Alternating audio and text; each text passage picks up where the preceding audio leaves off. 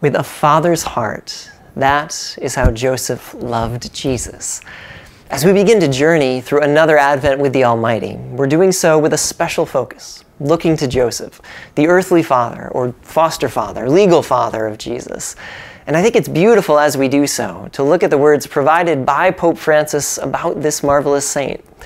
Like we mentioned in our introduction, we look to Joseph because we find ourselves right now in the home stretch of the year of St. Joseph, this year that found its footing alongside the release of a special apostolic letter from the Pope, a letter entitled Patris Corde. And that title, as it traditionally works with these documents, is taken from the first Latin words in that text. In this case, Patris Corde. Words that, when translated within the opening line of the Pope's message, announce, with a father's heart, that is how Joseph loved Jesus.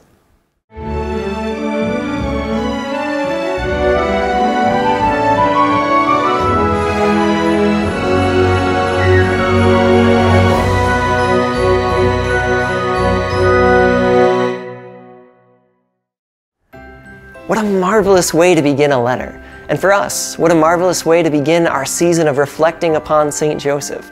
I mean, in some ways, those few words just say it all. Those few words set the stage for the kind of universal, unconditional love that we will witness from Joseph in the coming weeks.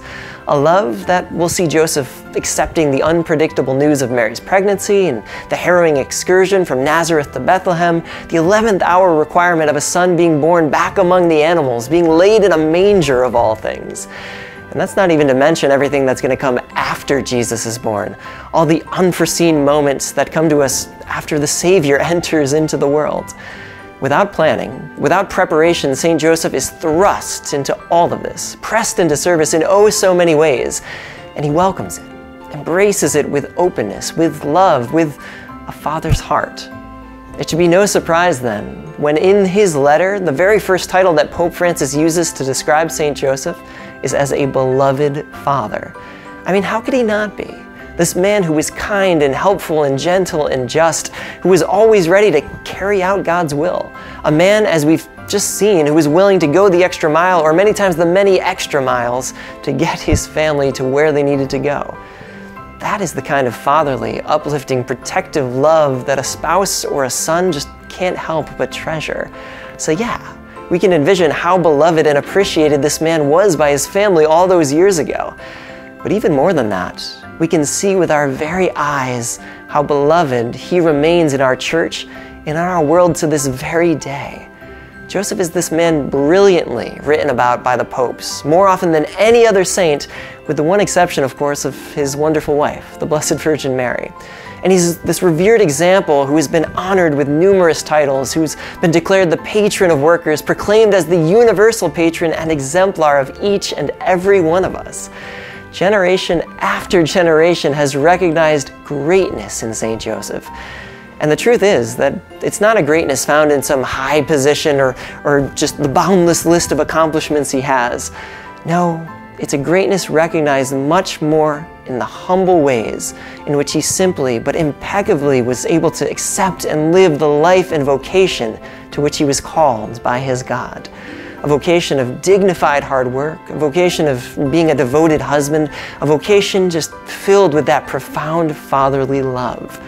It's these crucial things that St. Joseph did so beautifully and so well. Simple things that so many of us are asked to do in our own lives today. Which is why I think he's so beloved by so many. Because we can look to this man, look to this father and see someone real that we can relate to and be inspired by. A man that we can truly be challenged by every day, trying to imitate his goodness and his humility and his love. So yeah, Joseph is beloved. Beloved by individuals, by families and communities.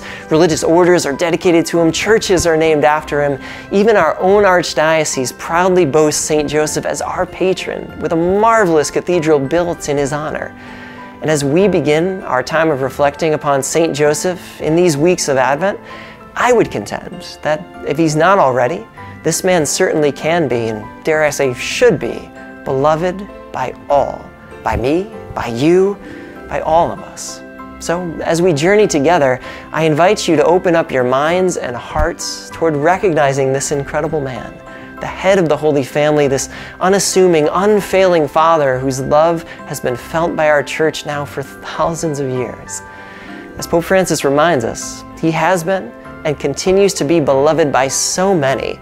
And if he's not already, what a chance this is for St. Joseph to become newly beloved by you as well.